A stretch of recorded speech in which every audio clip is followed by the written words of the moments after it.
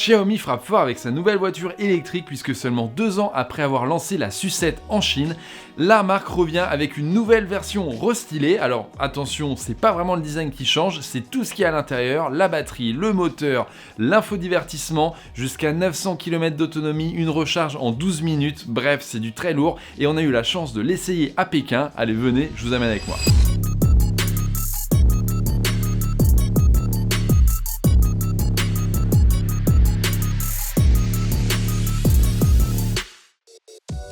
Petite précision avant d'aller plus loin dans cette vidéo, ce n'est pas moi qui ai testé cette voiture, c'est mon correspondant local qui s'appelle Nicolas qui habite en Chine, qui s'est rendu à Pékin sur l'invitation officielle de Xiaomi pour tester cette nouvelle sucette.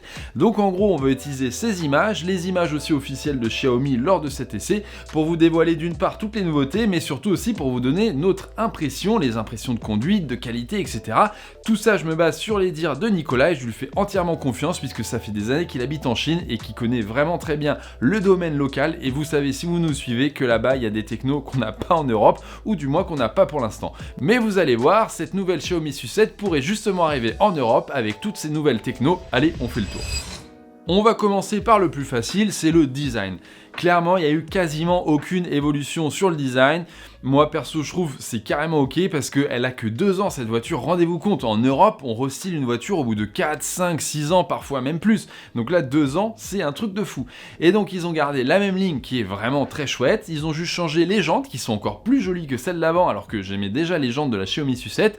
Les rétros sont un petit peu différents avec du carbone, etc. La seule nouveauté, finalement, c'est le lidar. Vous savez, ce truc qui dépasse un peu du toit, comme sur les taxis. En fait, c'est pour la conduite autonome. Avant, c'était uniquement sur la version max la plus chère et désormais c'est sur toutes les versions de série, alors qu'on verra plus loin, il y a eu une très faible augmentation des prix. Donc là, Xiaomi frappe très fort avec plus de techno, plus d'autonomie, plus de puissance, on va le voir, pour quasiment le même prix, moins cher qu'une Tesla Model 3 en Chine. Là où on va avoir le plus de nouveautés, c'est quand on va ouvrir la portière et qu'on va se plonger dans l'habitacle de cette nouvelle sucette. Alors globalement, Xiaomi reprend la recette précédente, mais en mettant plus l'accent sur les matériaux de qualité. Par exemple, dans les contreportes, on va avoir du métal, alors qu'avant c'était du plastique, rembourré ou un petit peu dur. On a du coup une petite évolution au niveau de la qualité perçue, et c'est toujours bien, alors que pourtant c'est une voiture qui est assez abordable en Chine.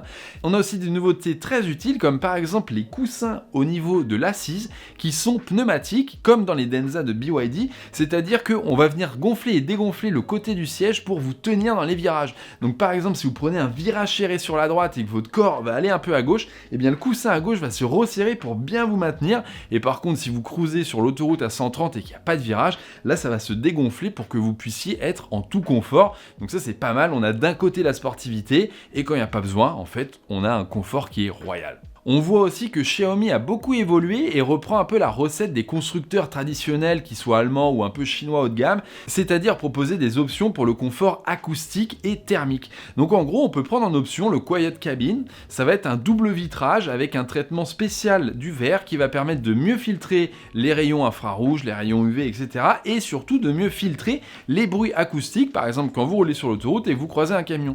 Ça, c'est des choses qu'on a beaucoup chez Mercedes, chez Porsche, et franchement, c'est une option qui peut être utile, c'est pas superflu, ça peut vraiment changer au quotidien si vous êtes dans un environnement très bruyant. Ma nouveauté préférée, et celle de Nicolas aussi d'ailleurs, c'est pour les passagers arrière. Avant, sur la Xiaomi sucette, on n'avait pas d'écran à l'arrière. La U7, le SUV, est arrivé et a mis un écran à l'arrière, mais pas n'importe quel écran. C'est un écran qui est amovible et qui peut servir un peu comme un smartphone, c'est-à-dire que vous pouvez le prendre en tant que passager et vous pouvez soit regarder des choses dessus ou soit régler la clim, régler le son, etc. en étant bien installé depuis votre fauteuil, alors que par exemple dans la Tesla, on est obligé de pencher la tête vers l'avant, c'est un peu moins confortable. Tout n'est pas rose pour autant, puisqu'il y a 2-3 fonctions qui ont ennuyé notre testeur Nicolas, comme par exemple les réglages des rétroviseurs, ça se passe uniquement au niveau de l'écran, et sur l'ancienne sucette on avait des boutons ronds au niveau de la console centrale qui étaient assez sympas. Là ça a été remplacé par des boutons en métal qui ne sont plus ronds, qui font certes un peu plus quali, mais qui sont moins pratiques à l'usage. Avant de vous parler de l'autonomie avec la batterie XXL, la recharge ultra rapide, faut que je vous parle quand même d'un truc, c'est le système d'infodivertissement. Alors dit comme ça, c'est pas très sexy, mais franchement, quand on regarde la fiche technique, c'est un bel écran de 16 pouces au milieu, avec un Snapdragon 8 Gen 3, en gros c'est le processeur haut de gamme un peu des smartphones sous Android actuellement, mais le plus révolutionnaire ce n'est pas ça, c'est le système d'exploitation HyperOS de Xiaomi, qui se divise en 3 tuiles au niveau de l'écran, et en gros vous pouvez avoir le GPS, Spotify, et puis à côté, bon, les Chinois aiment bien les réseaux sociaux, donc ça peut être WeChat ou quelque chose comme ça, mais pour nous ça peut être encore une autre application de vidéo, de planification, que sais-je, vous mettez ce que vous voulez. Ça c'est pas nouveau, on l'avait déjà vu dans la vidéo sur la Sucette Ultra. Mais ce qui est fou, c'est que même plusieurs mois après la sortie de cette vidéo, 2 ans après la sortie de cette voiture, la Sucette, il n'y a aucun constructeur dans le monde qui ne parvient à la cheville de Xiaomi sur le système d'exploitation. Alors certes, Tesla réussit quand même à s'en approcher avec quelque chose qui est très propre, mais d'un point de vue UX, interface et praticité, Xiaomi met la barre très très haute avec, je vous rappelle quand même, la possibilité de caster n'importe quelle application de votre téléphone sur l'écran. Donc un jeu vidéo, une vidéo qui serait pas reconnue par Xiaomi en natif, vous pouvez tout envoyer sur l'écran et ça s'affiche et vous avez le choix entre la petite fenêtre 1 tiers, la grande fenêtre 2 tiers ou même le plein écran. Bref, j'ai hâte que ça arrive en Europe. Là, on est un petit peu déçu par Xiaomi, c'est qu'avec le SUV électrique, le U7, la marque chinoise nous avait habitués à un petit peu mieux pour le combiné d'instrumentation, c'est-à-dire l'écran du conducteur. Là, sur la Sucette, on a le même écran derrière le volant qu'il y avait déjà sur l'ancienne version. Bon, ça fait le taf, c'est très bien. Par contre, sur le SUV, et c'est ce qu'on aurait voulu dans cette version stylée de la berline, on a l'Hypervision qui est un bandeau, c'est un écran en gros qui fait l'intégralité du pare-brise et qui affiche tout un tas d'informations, donc aussi bien pour le conducteur que pour les passagers, puisque vraiment l'angle de vision est excellent, le contraste est très bon, la luminosité aussi, et d'ailleurs BMW a le même système sur son iX3, et franchement c'est pratique pour l'heure, pour le GPS, pour la météo et pour toutes les indications du conducteur, c'est-à-dire notamment la vitesse et les aides à la conduite. Allez, je vous propose désormais de passer à la partie conduite, de voir ce que cette Sucette a sous le capot, puisqu'il y a beaucoup de puissance avec 2 moteurs, dont un tout nouveau moteur, et puis on va parler d'autonomie et de recharge rapide un petit peu. Ce que je vais vous raconter là, c'est les sensations subjectives de Nicolas, notre testeur chinois qui a passé plus de 200 km au volant de cette nouvelle Sucette. Alors, j'ai testé moi-même la Sucette Ultra à Pékin il y a quelques mois, c'est la version très énervée avec à peu près 1500 chevaux, bref, du grand n'importe quoi. Ici c'est un peu plus civilisé avec 500 chevaux, c'est quand même assez puissant.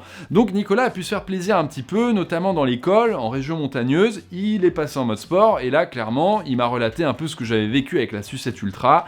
Le châssis sera fermé, il faut savoir que c'est une suspension pneumatique qui est pilotée, donc c'est-à-dire qu'on peut vraiment choisir différents modes, et quand on est en mode sport, on sent la caisse qui se rigidifie.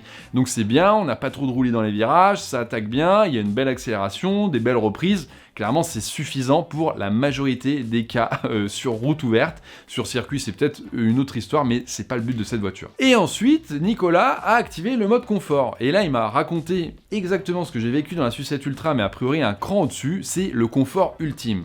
Parce que moi, ce que j'ai vécu dans la Sucette Ultra, c'était quand même un châssis assez ferme, même en mode confort. Ici, en mode confort, c'est a priori un peu comme de la Mercedes, c'est-à-dire que vraiment ça vogue et sans aucun souci vous ressentez assez peu les imperfections de la route.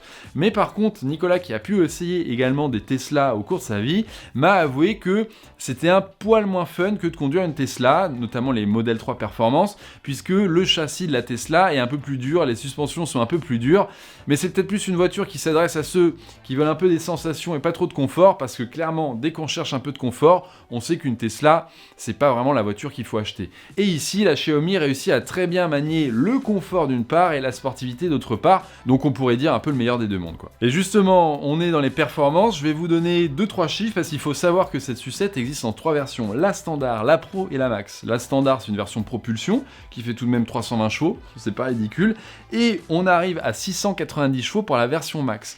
Il faut savoir que toutes les versions, de la standard à la max en passant par la pro, adoptent un tout nouveau moteur, c'est le V6S+, alors c'est pas un V6 thermique essence comme on pourrait l'imaginer. Xiaomi aime bien jouer un petit peu avec ça puisqu'il y a un autre moteur qui s'appelle le V8 également, mais c'est un moteur entièrement électrique. Et ici la grande nouveauté c'est que le V6S+, il tourne à 22 000 tours minute contre 21 000 sur l'ancien. Une Tesla c'est autour de 18 000 tours minute. Tout ça, ça veut dire quoi? Ça veut pas forcément dire plus de puissance, mais ça veut dire plus d'allonge, c'est-à-dire une vitesse de pointe qui est augmentée. Alors on se demande un peu pourquoi ils font ça, parce qu'en Chine il y a des limites partout, hein, c'est pas comme en Allemagne où il y a l'autobahn illimité, mais en gros, la standard, elle passe à 240 km/h en vitesse de pointe. Bon, ok, pourquoi pas. Et surtout, le 0 à 100 est effectué en 3 secondes pour la version max avec 690 chevaux et les 2 moteurs. Ça décoiffe. Et c'est justement cette version qu'a pu essayer Nicolas, et quand il est passé en mode sport, il m'a avoué qu'il a pris une petite claque, un petit coup dans la nuque. On passe à la partie que vous attendez tous, j'imagine, puisque je vous annonce 900 km d'autonomie depuis le début de cette vidéo, et c'est bien vrai, c'est 900 km théoriques CLTC, c'est-à-dire sur le cycle d'homologation chinois. Les Chinois vont pouvoir parcourir 900 km s'ils font pas beaucoup d'autoroute avec cette voiture, je suis très honnête avec vous. Sur autoroute, allez, on va tourner plutôt autour de 500-600 km d'autonomie, ce qui est loin d'être ridicule, puisque en Chine, en plus, c'est limité à 120, donc ça fait quand même de longues heures de conduite sur autoroute avant de devoir se recharger. Ici, c'est avec la version Pro qui a la grande batterie de 94 kWh. La version Max monte carrément à 101 kWh de capacité, c'est très grand vraiment, une Tesla c'est plutôt 60 kWh pour la petite batterie et 80 pour la grosse batterie, donc là on est un cran au-dessus. Mais la version Max a un peu moins d'autonomie puisqu'elle a 2 moteurs et qu'elle consomme plus d'énergie. Et la grande nouveauté, c'est la recharge rapide qui est encore plus rapide. Alors avant, c'était entre 15 et 30 minutes selon les versions, c'est ce qu'il fallait retenir en gros. Et là, ça démarre à 12 minutes pour la version la plus rapide, la Max, c'est-à-dire que c'est le temps qu'il faut pour passer de 10 à 80% de batterie.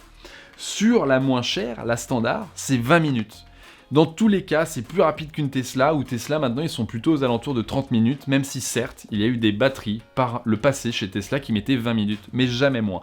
Donc là, on voit encore une fois l'avance que prennent les constructeurs chinois, et ici Xiaomi, une marque qui, il y a 2 ans, ne produisait aucune voiture électrique. Une marque qui s'est lancée avec des smartphones à 100 € il y a 15-20 ans. C'est assez fou de se dire ça. Et c'est pas de la magie, c'est juste que Xiaomi est passé aux 800 volts sur l'intégralité de ses batteries, alors qu'avant c'était du 400 volts pour les versions les moins chères. Et Tesla, ils sont où ? En 400 volts toujours. Et en gros, c'est ce passage de 400 à 800 volts qui permet de vraiment faire un bond en avant sur la vitesse de recharge et donc de passer beaucoup moins de temps à la borne. Malheureusement, l'essai a été un peu trop court pour pouvoir tester toutes les aides à la conduite. Alors oui, le régulateur adaptatif de vitesse et le centrage dans la voie, ça fonctionne très bien. C'est-à-dire que on peut lâcher les mains du volant, on peut retirer les pieds des pédales sur autoroute et ça va accélérer, freiner, prendre les virages sans aucune intervention humaine. Ça, c'est ce qui se fait désormais dans toutes les voitures neuves quasiment, et ici c'est un sans faute pour Xiaomi. Mais le lidar va servir à autre chose, il va servir vraiment à la conduite autonome, c'est-à-dire comme le Tesla FSD, on va rentrer dans le GPS une adresse, et la voiture va nous y amener d'un point A à un point B sans aucune intervention humaine. C'est-à-dire que la voiture s'arrête à un stop, elle va redémarrer elle-même après avoir vérifié à droite et à gauche qu'il n'y avait aucune voiture qui arrivait. Alors elle le fait beaucoup plus rapidement que vous, c'est en une fraction de seconde à peine. Le lidar, ça va servir justement à voir plus loin, à voir mieux en toutes circonstances, mais lors de l'essai, il y a eu un petit problème, et ça les détracteurs du lidar vont se régaler quand je vais raconter cette histoire.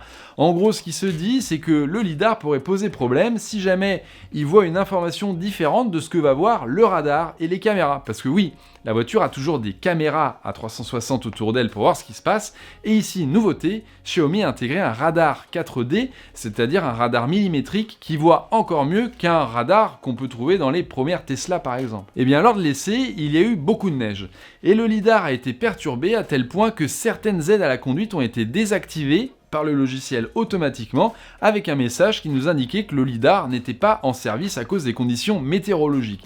Alors les équipes de Xiaomi nous ont rassurés en nous disant que ça pouvait être un bug dû à cette version de pré-série qu'on conduisait et que sur les versions commercialisées il n'y aurait peut-être pas ce bug, mais ça pose quand même question entre justement Xpeng et Tesla qui refusent totalement les lidars, alors que d'autres constructeurs comme NIO, comme ici et bien justement Xiaomi, veulent des lidars pour atteindre la conduite autonome. Ça, en toute transparence, je ne peux pas vous dire quelle est la meilleure technologie, je ne suis pas assez calé pour ça et les experts même se bataillent sur le sujet. Il faudra juste attendre plusieurs années pour voir qui avait raison et qui avait tort dans l'histoire. Un point que je ne peux pas passer sous silence, c'est la poignée de porte. Alors dit comme ça, c'est pas du tout sexy et j'en conviens.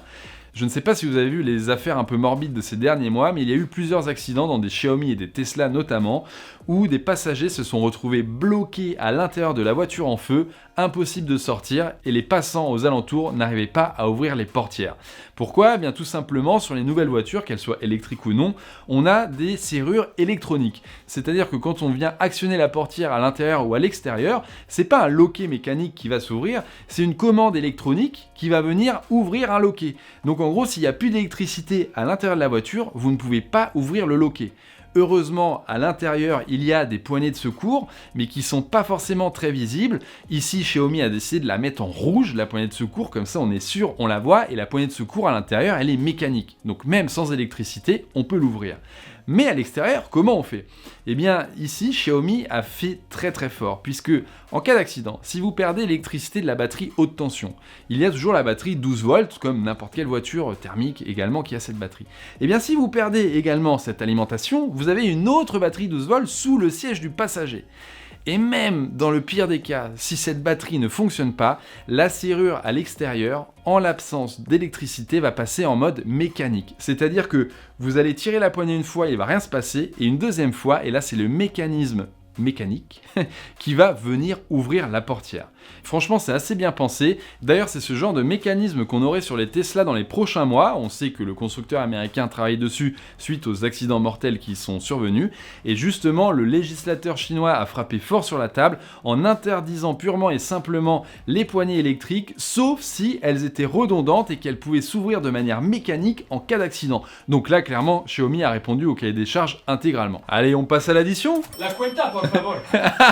Après avoir vu toutes ces nouveautés, on peut se dire, ok, Xiaomi, ils savent ce qu'ils font, ils ont vendu 400 000 voitures en 2 ans, ce qui est un truc de fou pour un nouveau constructeur qui se lance, seulement en Chine en plus.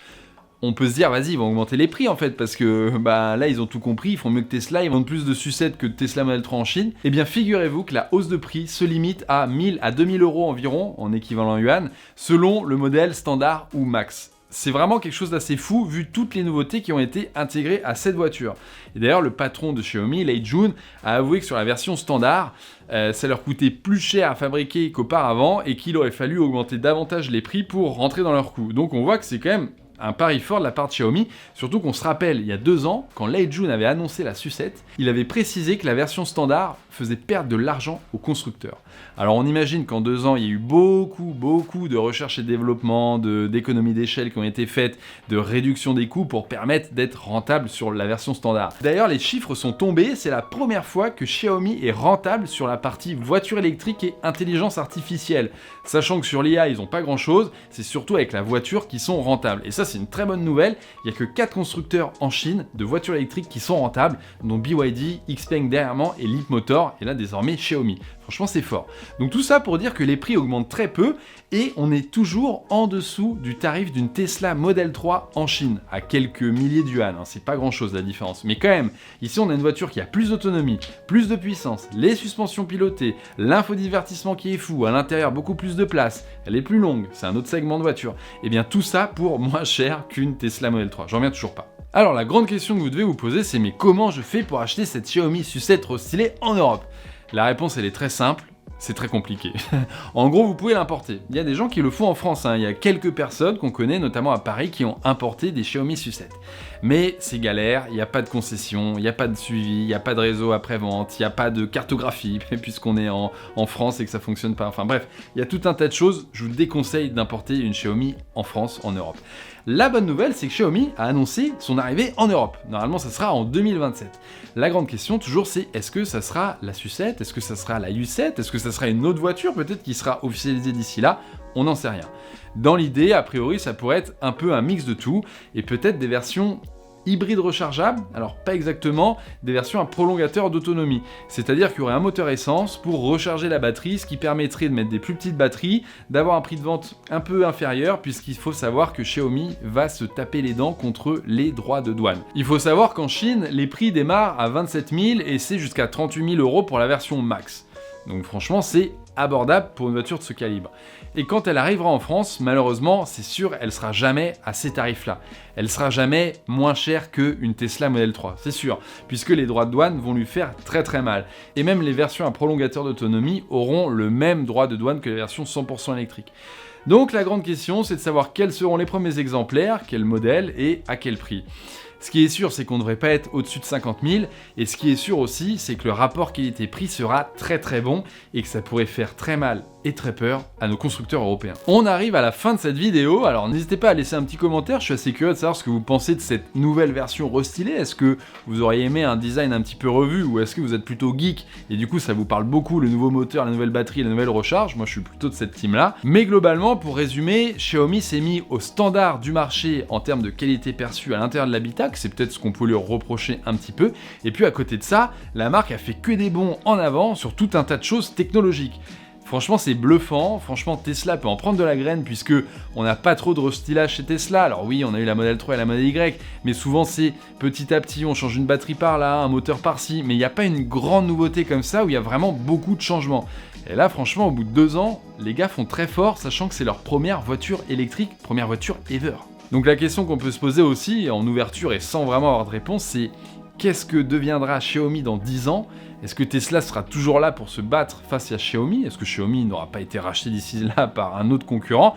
Mais en tout cas, j'ai très peur pour les concurrents européens. Il faut qu'ils se mettent à la page. Alors certes, Renault a commencé à faire de grosses annonces là il y a quelques semaines sur toute la partie 100% électrique. Stellantis, c'est pas encore ça. Et Volkswagen va arriver cette année avec notamment toute la gamme Polo électrique et autres. Mais on n'est pas sur les mêmes segments que Xiaomi et ça fait pas autant rêver. Si vous avez aimé cette vidéo, n'hésitez pas à laisser un petit pouce, à vous abonner à notre chaîne si ce n'est pas déjà fait. Également à nous suivre sur tous nos réseaux sociaux et sur Twitch où on y parle tech tous les matins. Et quant à moi, je vous dis à la prochaine pour une future vidéo. Salut!